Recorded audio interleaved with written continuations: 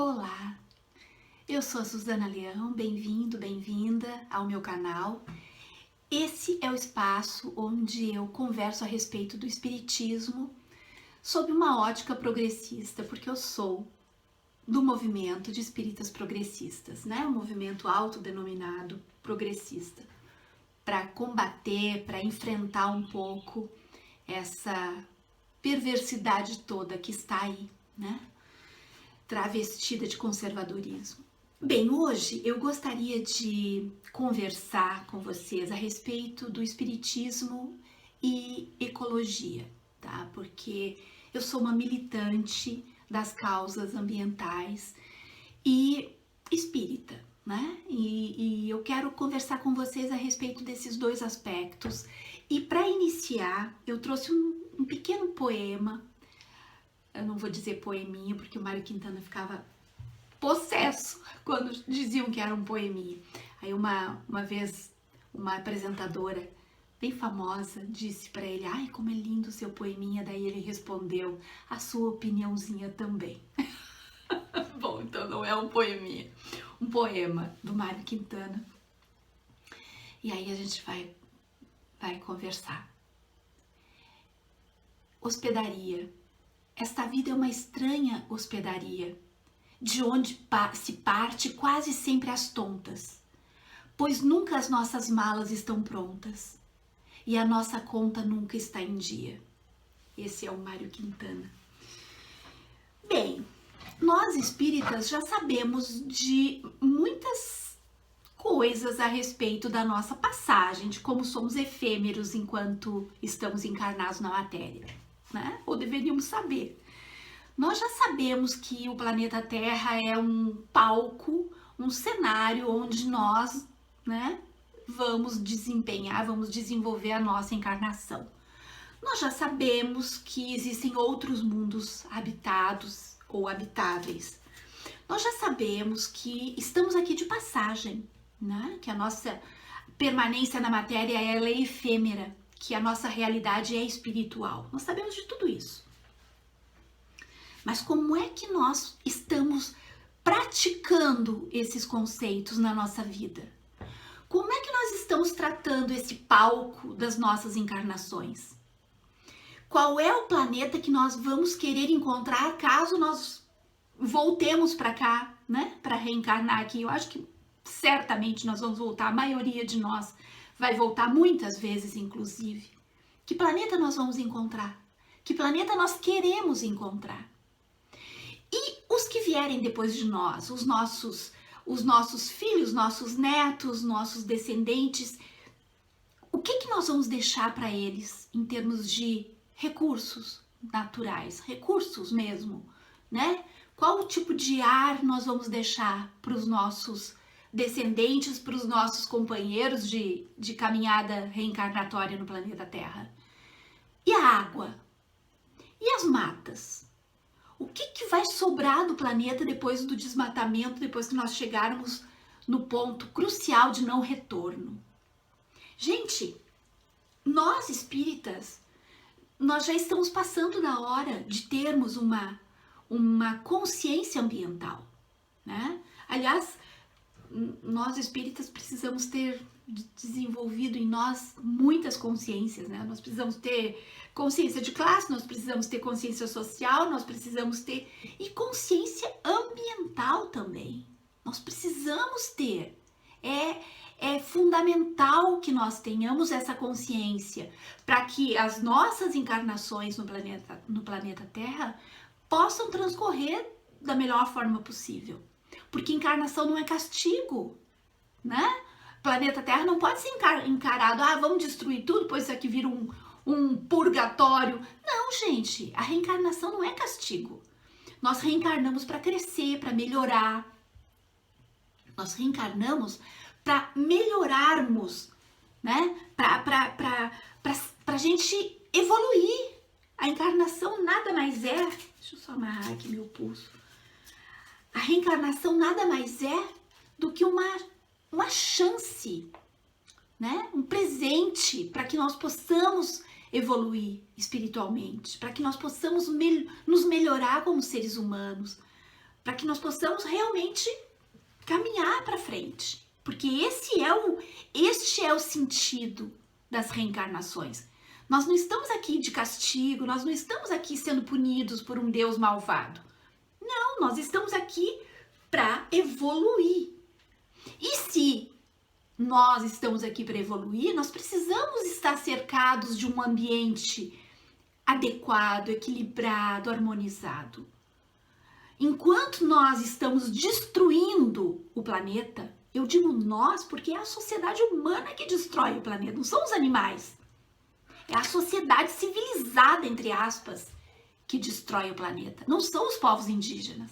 Os povos indígenas são seres espiritualmente muito mais evoluídos do que nós, que são os guardiões da floresta.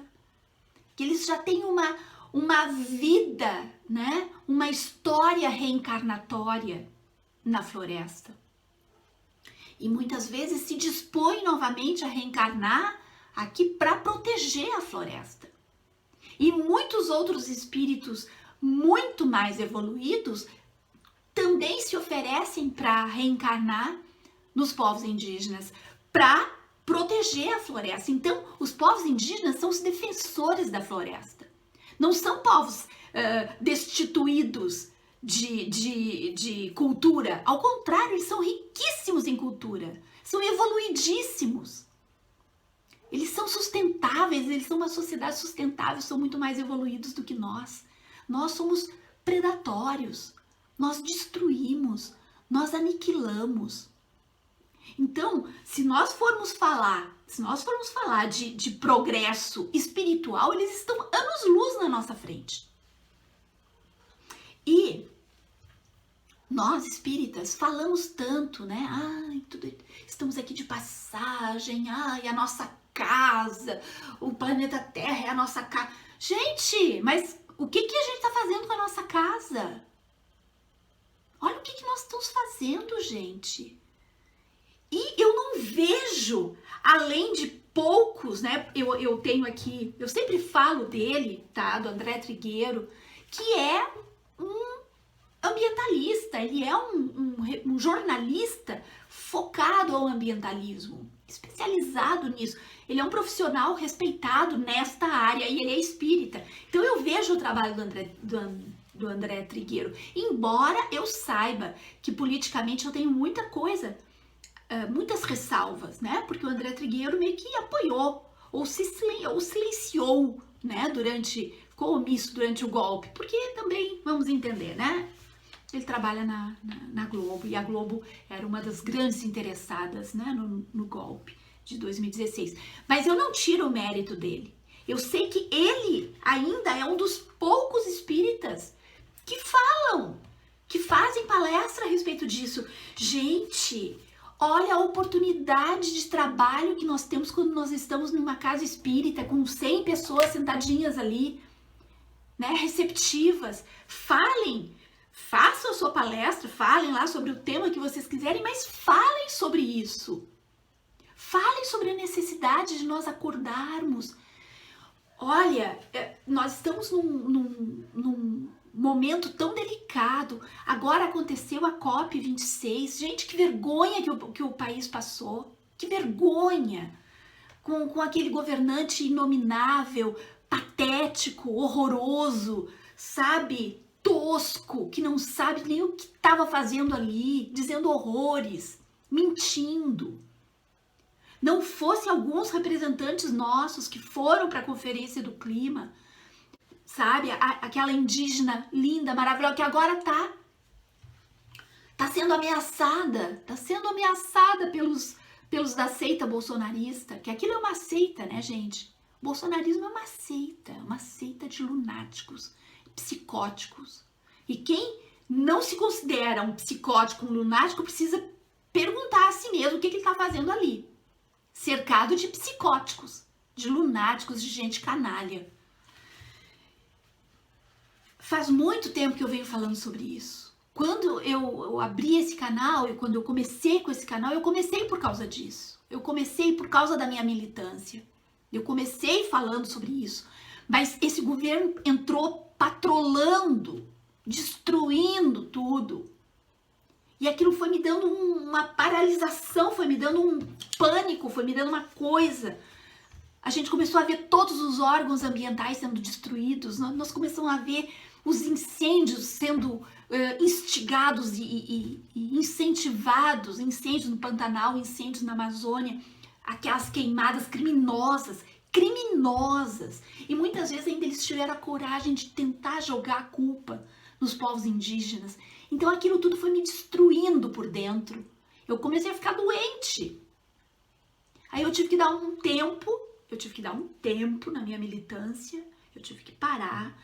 Nós tínhamos um grupo, nós íamos pra rua, nós íamos de megafone, nas sinaleiras, com faixa, com cartaz. O meu filho um dia até me disse: mãe, tu vai levar uma pedrada na rua. Porque desde esse inominável, desde que essa seita psicótica tomou posse do poder, eu fiquei com medo de... As pessoas começaram a nos xingar na rua, as pessoas começaram a nos agredir na rua. Nós ali falando falando de agrotóxicos, falando do desmatamento, coisas, meu Deus do céu, é a nossa sobrevivência, é a sobrevivência da espécie humana, porque nós somos causadores e seremos ainda causadores de inúmeras extinções, né, do reino animal. Nós vamos extinguir espécies assim incríveis. A sociedade atual, essa sociedade demente, né? Essa sociedade que nós fazemos parte. De alguma forma, nós estamos aqui. Então, ou a gente, né, vai no embalo, ou a gente reage e tenta mudar. E, além de sermos os responsáveis por inúmeras extinções, nós estamos colocando a nossa própria espécie em risco. Nós estamos colocando a espécie humana em risco, gente. O planeta Terra é um só. É um só. Sabe que nós sabemos que existem outros planetas habitáveis? Sabemos, mas nós não temos condições de pegar um foguete e ir para o outro. A nossa, né, esse momento reencarnatório que nós estamos vivendo. E os que vierem algumas gerações depois. Então, nós precisamos desse planeta, muito mais do que ele precisa de nós. O planeta não se importa se nós formos extintos, né? Nós somos mais uma espécie aqui, uma espécie predatória, né? Então a gente precisa ter essa capacidade. Olha que coisa interessante. Quando Kardec, nós precisamos ter só para concluir, nós precisamos ter essa capacidade de enxergar o fato espiritual com a nossa realidade física, ambiental, olhar para o lado, ver a volta, sair daquela mesmice, né? Irmãozinho para cá, irmãozinho para lá, e fecha os olhos, fecha os ouvidos para a realidade. Não adianta nada isso, gente. Isso é balela. Não adianta nada. Não adianta. Enquanto nós não colocarmos nosso pé no chão e acordarmos para o que está à nossa volta, não vai adiantar ficar fazendo oraçãozinha. Não vai adiantar nada disso. Isso é só, sabe? Só purpurina. Isso é só purpurina. Ó, olha a coincidência. Que coisa bonita. O Allan Kardec editou o livro, ele lançou o Livro dos Espíritos, a obra o primeiro foi o Livro dos Espíritos, em 1857. Olha que bacana, na França. Nesse período, na Alemanha, o Ernest Heinrich Haeckel, que é o criador, digamos assim, o fundador, o pai da ecologia, foi ele que cunhou esse termo, né? Então, nós precisamos ter muito respeito à história do povo alemão, porque a sociedade alemã, ela foi criada, digamos assim, ela foi embasada numa base muito ecológica, muito ligada às coisas ecológicas. Bom, Tanto é que o Lutzenberg, aquele nosso ambientalista maravilhoso, né, da década de 70 e 80, ele era, não sei se ele nasceu na Alemanha, mas ele era filho de alemães, José Lutzenberg. E o Haeckel, ele publicou toda a obra dele em que também tinha um trabalho, um livro, né, que se chamava Ecologia. Ele publicou em 1866. Olha como eles eram contemporâneos. Eles eram contemporâneos. E não se esqueçam que na Gênese, Kardec disse o seguinte: fiquem atentos à ciência. Quando o espiritismo estiver em desacordo ou defasado, né, a respeito de algum fato da ciência, fiquem com a ciência.